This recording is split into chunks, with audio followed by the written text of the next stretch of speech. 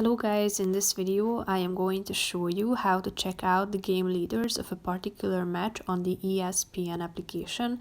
But first I just want to mention, don't forget to subscribe to my channel because at 10,000 subscribers I am going to show you my whole YouTube revenue statistics and growth strategy, how to make money online. Now let's jump into it. First of all, open the application on your phone.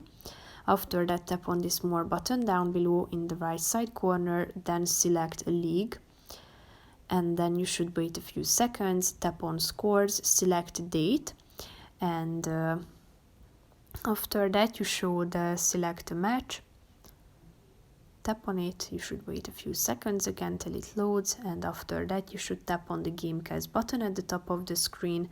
Then scroll down to the Game Leaders section. Here you can find the Game Leaders, their points, you can check out the rebounds and assists as well.